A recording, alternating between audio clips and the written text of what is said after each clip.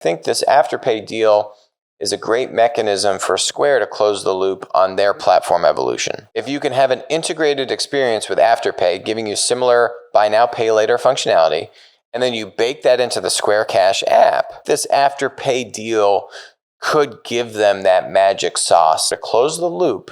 I really, really like this. This is Square buying AfterPay. Square actually not in Plat. Not considered a platform company. That might be a little bit of a head scratcher.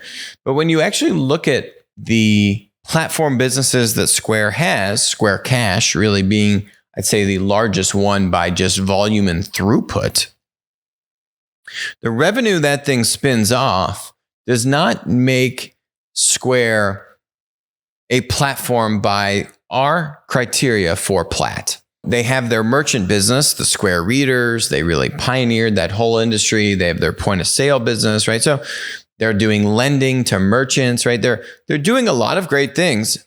Caveat, besides buying title. So that title acquisition was full on crazy. And I absolutely do not support it. So that is not in this article. But yes, it does unfortunately fit my ethos of these companies using M&A. Yikes. Anyway, the AfterPay acquisition is legitimately a great acquisition. I love the deal. And here's why I love the deal. Because I think just like what Spotify is doing to try and kind of use M&A, I think as a catalyst to really close the loop on their evolution to be a true platform business. In the same way or in a similar way, I think this AfterPay deal is a great mechanism for Square to close the loop on their platform evolution. And the reason why is this. When you look at Ant Financial in China, botched IPO, thanks to Jack Ma saying some words about the regulators, which ticked off the regulators, and then he got reconditioning for a month. But anyway, I digress. The real magic of Ant Financial was their ability to revolutionize in-person payments, right? In-store payments. And there was no real credit card presence in China. It was China. And so they're the masters of protectionism. They didn't let that stuff into the country. So you had a vacuum. And it wasn't even very sophisticated. Like, I would argue paying with a QR code versus swiping a credit card. Yeah, the latter is actually an easier, better, more seamless experience. I get points back, right? Like the credit card companies have a very sticky core transaction. That's why they're literally everywhere but China. And instead, Ant Financial came in with QR codes. But more so because there was a vacuum. There was no incumbent. There was no, the existing consumer behavior. Yeah, doing QR codes with your phone was actually a huge, much more delightful consumer experience. So Ant Financial QR code payments took off like wildfire. How does Square Cash, right? The initial idea with Square Cash was to say, hey, if I've got all these merchants using a Square point of sale, they got the fob, how can I close the link between saying, hey, consumer, you're in this store. Hey, merchant, you're using our point of sale system.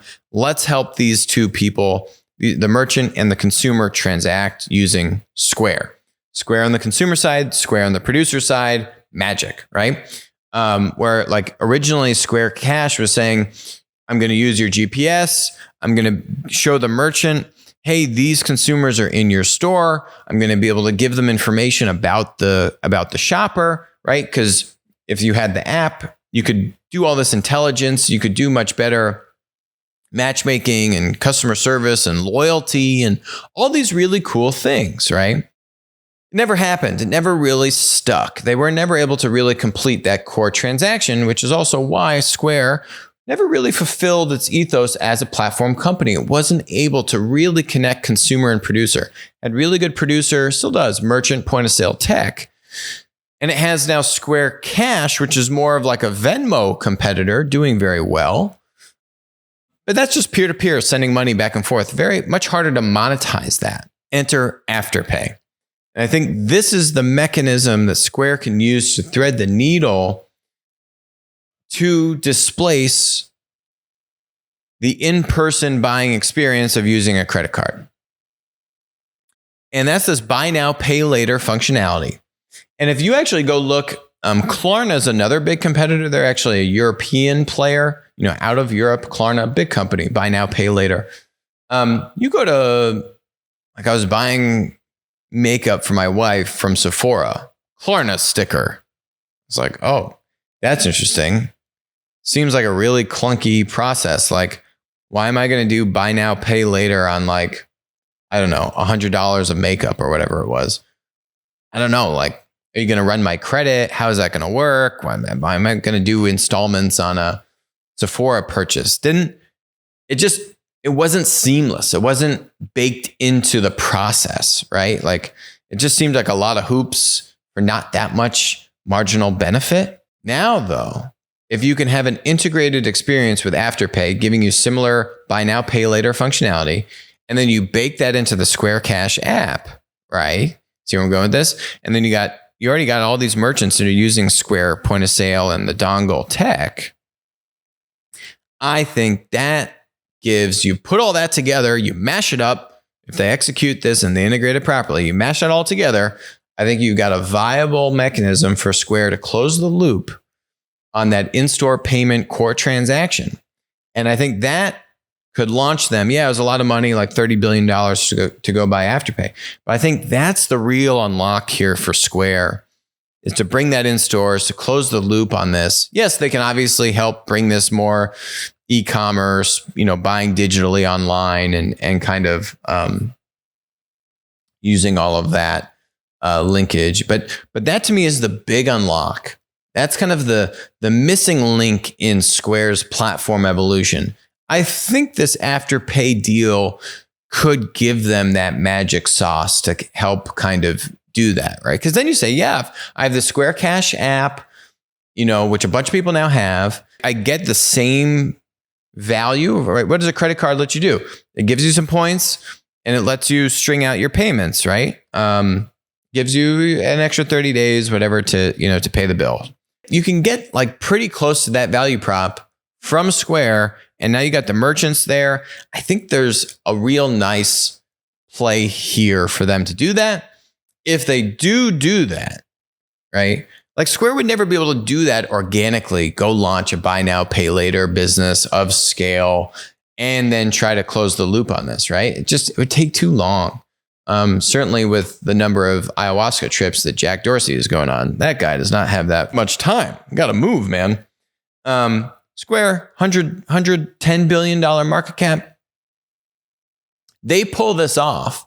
This company is going through the roof in terms of value. So I love it. I hope Jack Dorsey is not the one really leading the charge of the integration. But I do love the play strategically. Let's see if they can execute and integrate, which is very hard to do. Hi, I'm Alex. Thanks for watching the show.